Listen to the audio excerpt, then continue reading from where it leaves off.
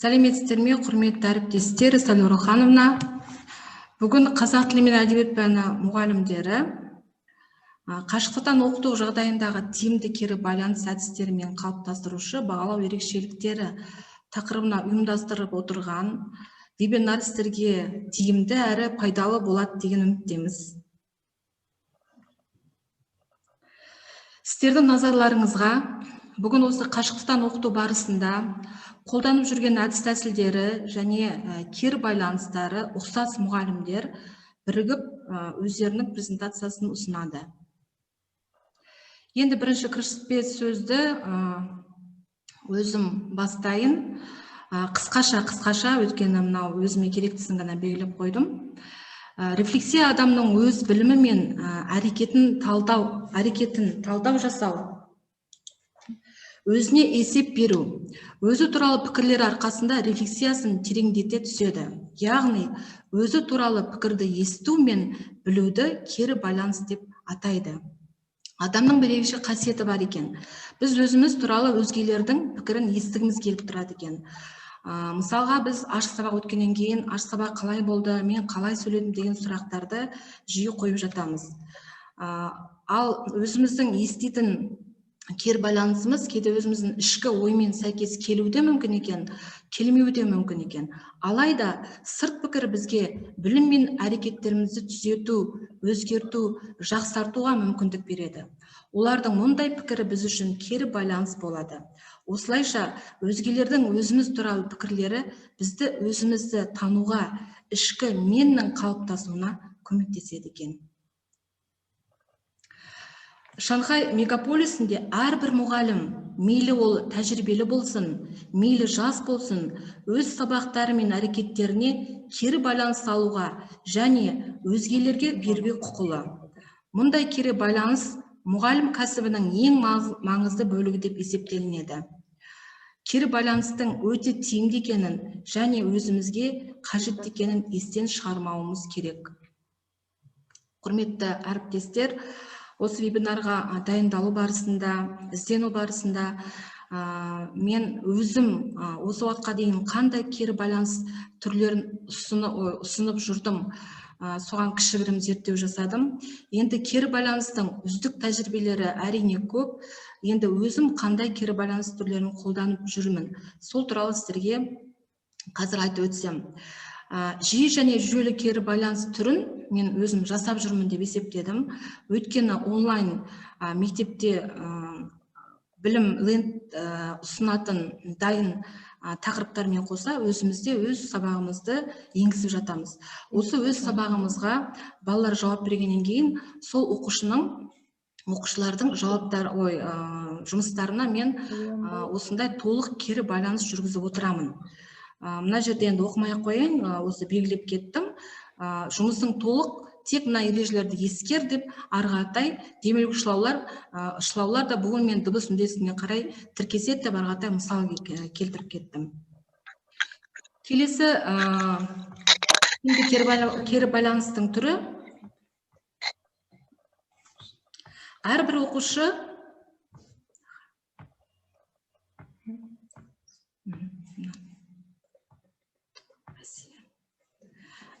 оқушы есімін атап кері байланыс беру.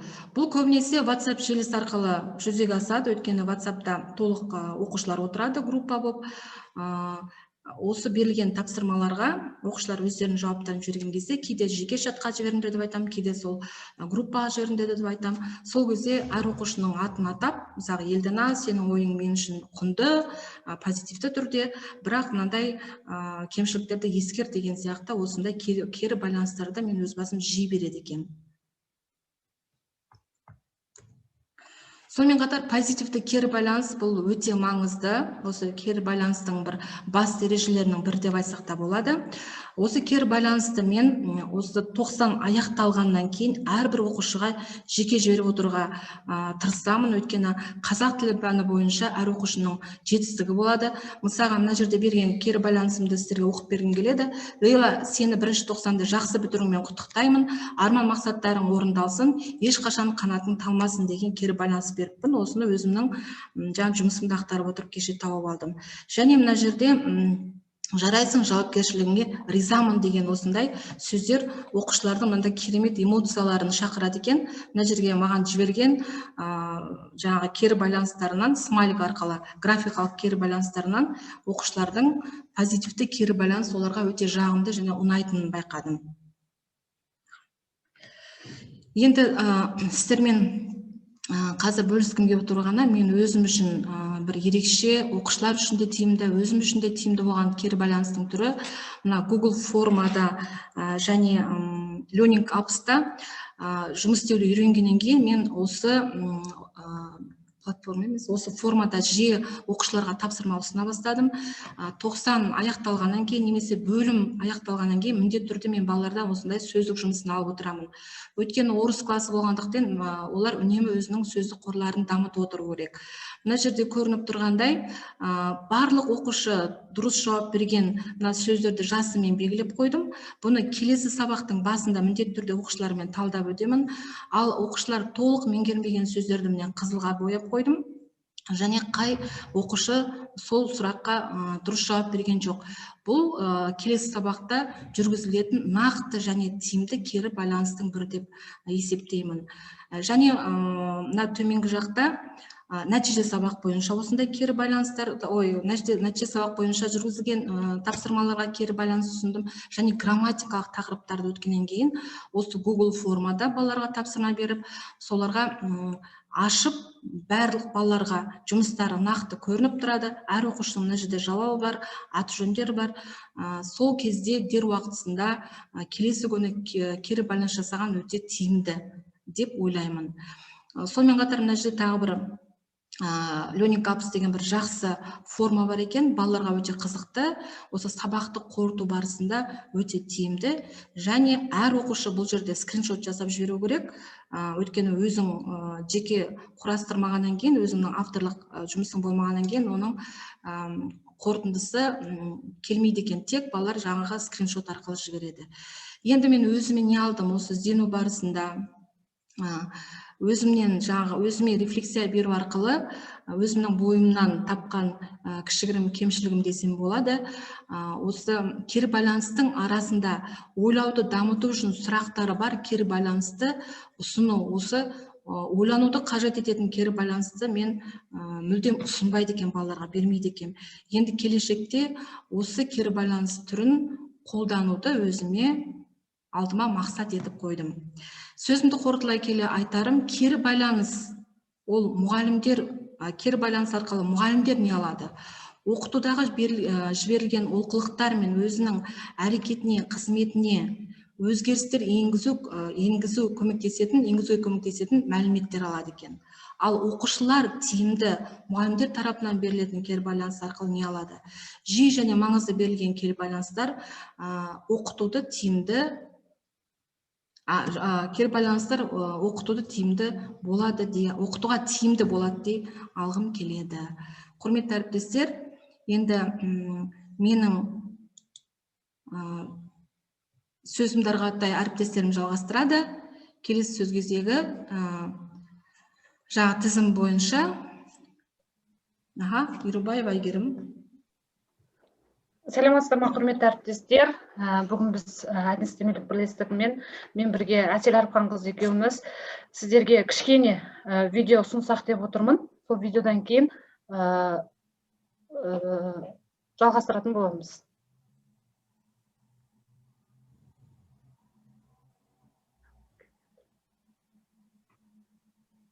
Ответную связь. Так мы становимся лучше. К сожалению, есть группа людей, которые не получают почти никакой систематической обратной связи, помогающей им лучше выполнять свою работу. И это представители одной из самых важных профессий в мире. Я говорю об учителях. Когда мы с Мелиндой узнали, как мало полезных откликов получает большинство учителей, мы были поражены. До недавнего времени более 98% учителей получали лишь один отклик. Удовлетворительно. Если бы моя учительница по игре в бридж когда-либо сказала мне, что моя игра была удовлетворительной, я бы никогда и не надеялся стать лучше. Давайте посмотрим на лидера рейтингов. Провинция Шанхай, Китай. Они занимают первое место во всех направлениях, по чтению, математике, в науке вообще. И один из залогов невероятного шанхайского успеха заключается в умении помочь учителям совершенствоваться. Они обеспечили молодым учителям возможность посмотреть на опытных коллег за работой. У них есть еженедельные учебные группы, где учителя собираются вместе и обсуждают методы успешной работы. Они даже требуют, чтобы каждый учитель делился наблюдениями и мнением о работе своих коллег. Вы можете спросить, почему же такая система крайне важна? Потому что есть столько вариаций в профессии учителя. Некоторые преподаватели гораздо эффективнее других. Действительно, по всей стране есть учителя, которые помогают своим ученикам добиваться невероятных успехов. И если бы сегодняшний средний учитель мог бы достичь того же мастерства, что и эти выдающиеся учителя, то нашими студентами восхищался бы весь мир. Нам нужна система, которая поможет нашим учителям стать наравне с лучшими. На что была бы похожа эта система? Выявление областей, над которыми учителю стоит поработать, только половины победы. Мы также должны дать им инструменты, с помощью которых они могут исправить проблемы. Если вы, к примеру, поняли, что вам стоит поработать над методом преподавания дробей, вам следует посмотреть видео того, кто лучше всего преподает дроби. Создание полноценной системы обратной связи и совершенствования для учителей – нелегкая задача. Нестор Петрович, здрасте. Ну как вам у нас в школе? Не очень устали? Нет, что вы. Ну, прекрасно. А как аппетит, сон? Сплю, стреляю хоть из пушки. Молодец. Молодец. Свободное это время хоть у вас есть? Да, сколько угодно. Ну вот, совсем замечательно. Ну вот у вас есть теперь все возможности, наконец, всерьез взяться за 9 А, Нестор Петрович. Класс очень отстал. 9 двоек за неделю. 9. А почему? Ну, может, не лады в семье? Или неприятности на работе? Или, может быть, просто легкомысленное отношение к учебе? А? Не знаю. Ну, Федоскин, прекрасный производственник, талантливый рационализатор, староста класса, в школу не посещает. Почему? Почему? Вот это-то вы и должны выяснить и вернуть его в школу. Первые дни сентября 5 дней. 4 человека не посещали школу. Почему? Ну, это же было до меня. А вернуть их в школу должны будете вы. Иначе, Нестор Петрович, они все разбегутся. Месяц назад у нас с вами было 35 учеников, сейчас 30, а к середине учебного года их может вообще не остаться.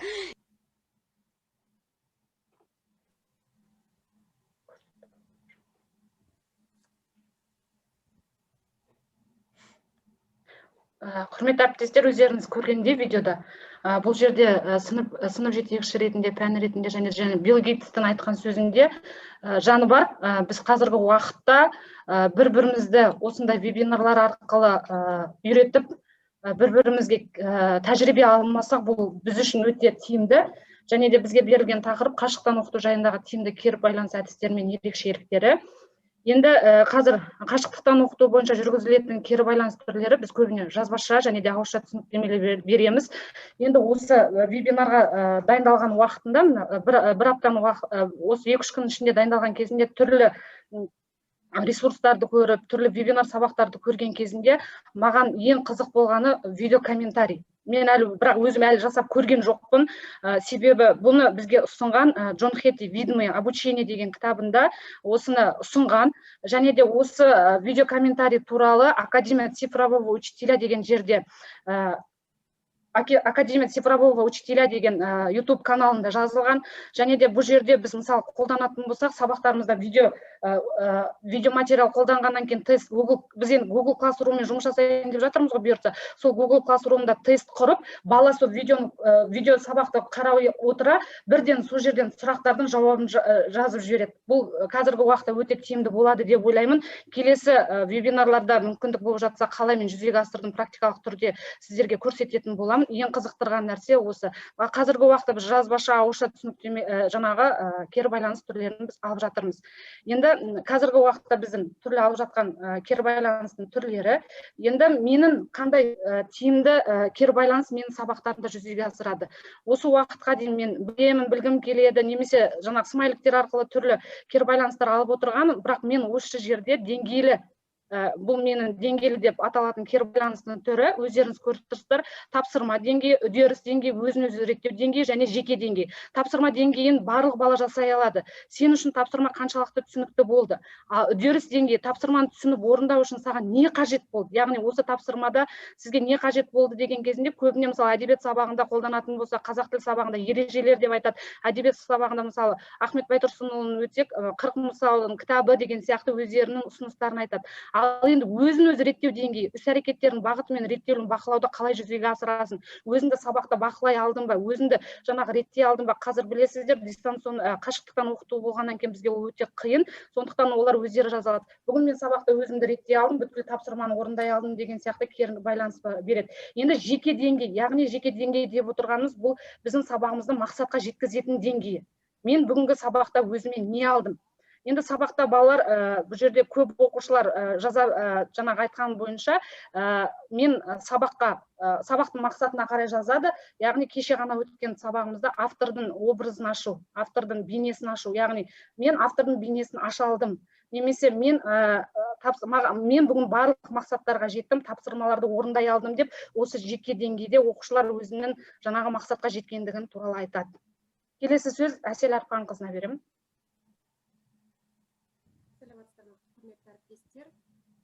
Адам өміріндегі кері байланыстың өте маңызды. Оқу қайда? Дауысыңыз естіліп жатқан жоқсыз ба? Дауыс жоқ. Әйгерім Амангелдина, дауыс шықпай жатыр.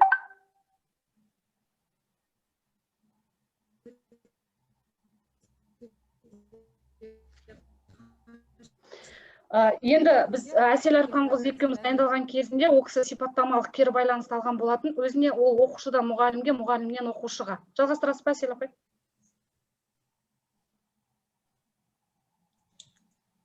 Әйгерім өзің айта бер. Енді бұл жердегі басты нәрсе, былай қарап отырсаңыздар, жетістік баспалдағына ұқсайды, бірақ дегенмен де сұрақтар басқаша. Яғни мен неге тырысамын сабақта? Яғни оқушылар қандай жағдайда өзін жасай алатынын, және менде қалай шығады, яғни тапсырманы қалай орындау, яғни жұмысы, және келесі қадамым қандай болады, қалай жеттім деген сұрақ. Адам өмірінде кері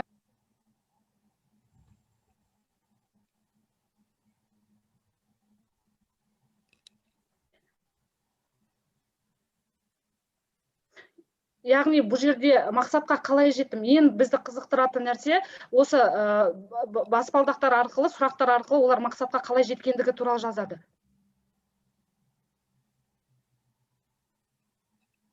Әйгерім Амангелдиевна. Айта беріңіз. Естіліп тұр ма, қоссам бола ма? Бұл жерде мен неге тырысамын? Жаңағы зерттеуші Джон Хейттің айтуы бойынша оқушыдан мұғалімге бағытталған кері байланыс өте әсерлі болып есептеледі екен. Бірінші қадам сұрақ, бұл жерде мен неге тырысамын?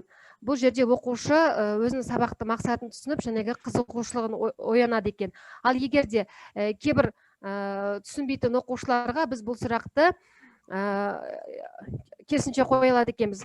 Мысалы, сен бүгін сабақта не істеуге тырысасың? Немесе сен бүгін сабақта қарапайым жоспарды құруға, үйренуге қалай қарайсың деген жаңағы комментарийлер арқылы біз оқушыға жаңа көмектесе алады екенбіз. Екінші сұрақ, менде қалай шығады?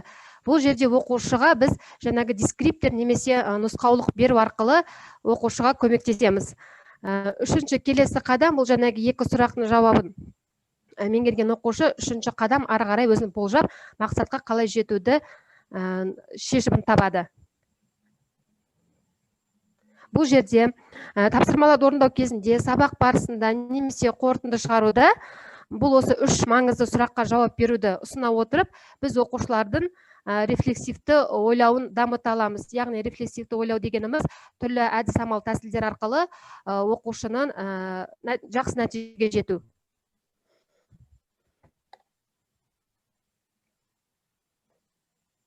Ары қарай. Кері байланыстың жүргізілуі үшін берілетін көмек. Бұл біріншіден ескерту. яғни бағалау критерийлері мен сабаққа оқытудың мақсатына назар аудару. Бұл жерде оқу мақсаты басшылыққа алынады. Бірінші мысал айтатын болсақ, тапсырмалардың барлығын дұрыс орындадың ба, тапсырманы берілгенін қайтадан оқып көрші мысалы бұл. Екінші кезеңге кезеңдік көмек. Бұл жерде оқу іс-әрекетінің кейбір аспектілері назар аударылады. Мысал айтатын болсақ, сұрақтар арқылы немесе сөйлемді аяқтауға мүмкіндік береміз. Қалай ойлайсың, автор бейнесін аша алдың ба, мәтінге қарап берілген сөйлемді аяқтауға тырыс. Бұл мысалы. Үшінші, үлгі ұсыну. Бұл жерде өз жұмысын жақсартуға мүмкіндіктер беру. Яғни оқуда қиындықтары бар оқушыларға тапсырманың үлгісін беру арқылы орындауға көмектесу. Енді біз бүгінгі вебинардағы кері байланыс туралы қорытындыға келетін болсақ, кері байланыстың күші оның сапасында, санында емес. Яғни біз сіздерге 4 деңгейді көрсетіп отырмыз. Бірінші, нақты ақпарат ұсыну, уақытылы және есепке алу, оқушылардың қызығушылығын арттыру.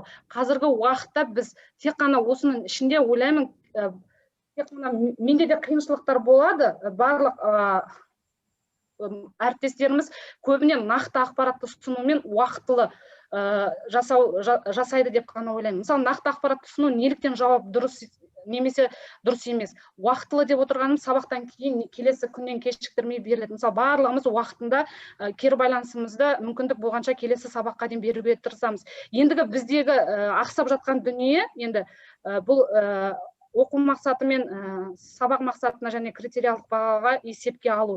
Яғни біз егер де осы мақсаттарға байланысты кері байланыс ұсынатын болсақ, біздің оқушыларымыз кәсіби дамуға көмектесуге бағытталатын еді. Ал енді осы оқу мақсатына жеткен оқушылардың жаңағы ақпараттың қолжетімділігі, өзара бағалау, яғни бір-бірін бағалауға және уақытты үнемдеуге алып келетін еді. Біз әлі де айтамын, менде де кемшілік бар, жоқ деп айтпаймын. Біз кейбір кезде тек қана бірінші, екінші кезеңді ғана аламыз. Мүмкіндігіміз болып жатса, кейбір уақыттарда ғана біз оқу мақсаты мен сабақтың мақсатына байланысты ғана кері байланысты беріп жүрміз. Енді мен оны жасырмаймын, шынымен де иногда болып жатады. Сондықтан осы вебинарлардың бір-бірімізбен тәжірибе алмасу барысында біз бір-бірімізді оқып, үйреніп, осы оқу мақсатымен және біздің 4-ші деңгей оқушылардың қызығушылығын арттыруға жетеміз деп ойлаймын жылдың соңына дейін. Ең бастысы, бұл кері байланыстың күші оның болғанда болмағанда емес, ең бастысы оның сапасында екенін ұмытпауымыз жөн. Енді жоғарыда айтылған мәліметтерге кері байланыс ретінде сіздерге мынандай дауыс беру арқылы сіздер 1-ден 4-ке дейін кері байланыс жасасаңыздар бізге. Бірінші сұрақ: оқушыларға әрдайым оқытудағы тиімді кері байланысты ұсынамын. Екінші, кері байланыстың бағалау және сипаттамалық түрін қолданамын. Үшінші, оқушылармен кері байланыс жүргізуде қиналамын. Төртінші, оқыту барысында кері байланыс жүргізу маңызды емес деп ойлаймын. Құрметті әріптестер, осыдан 1-ден 4-ке дейін санды конференцияның чатына белгілеп кетсеңіздер. Бізге жақсы болатын еді. Рахмет, тыңдағандарыңызға көп рахмет. Біз қазір жазамыз ба, чатқа жазайық ба? Чатқа жазайық. 1-ден 4-ке дейін белгілеп өтсеңіздер болды. Қайсысын қолданасыздар, сол санды. Санды ғана жазамыз, е? Иә, санды ғана. Аха, рахмет.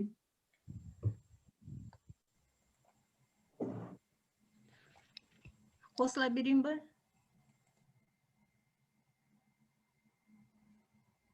Қоса беріңіз. Аха, бастай беріңіз. Жасырлина, қоса беріңіз.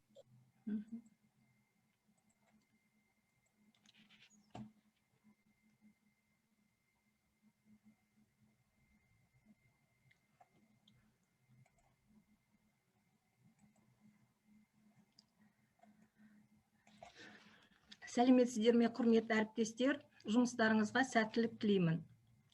Біздің топ сіздердің назарларыңызға оқу мақсаттарына бағытталған кері байланыс техникаларын ұсынады.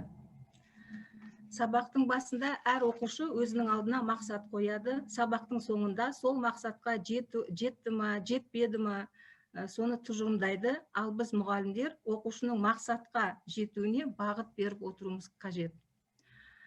Сабақтағы кері байланыстың 3 түрі болады. Бірінші кезең көңіл күй мен эмоциялық жағдайды анықтауға арналған кері байланыс. екіншісі сабақтағы іс-әрекетке қатысты кері байланыс, және үшіншісі оқу материалының мазмұнына берілетін кері байланыс. Мен сіздерге сабақта жиі қолданып жүрген, сабақты қорытындылауға сабақтың соңында беріп жүрген кері байланыс техникаларын ұсынып отырмын. Осы материалдың мазмұнына берілетін кері байланыс, яғни сабақтың соңында берілетін кері байланыстың мақсаты оқушылар өтілген тақырыпты есінде сақтайды және алған ақпараттарды білім қоржынына салады. Енді мысал ретінде сабақтың мақсаты мынандай екен: мәтіндегі негізгі және қосымша ақпараттарды анықтай отырып, факті мен көзқарасты ажырату, мәтін идеясымен байланысын анықтау.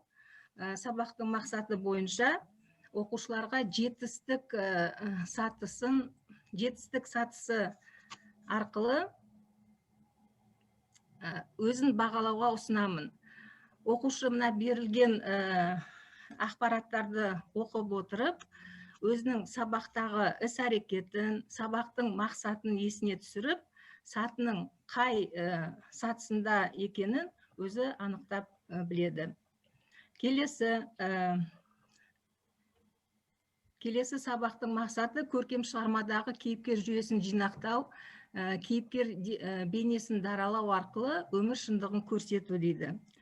Көркем шығармадағы осы мақсатты айқындау үшін оқушыларға УТМП, не болмаса біз қазіргі кезде ПОПС формуласы деп айтып жүрміз.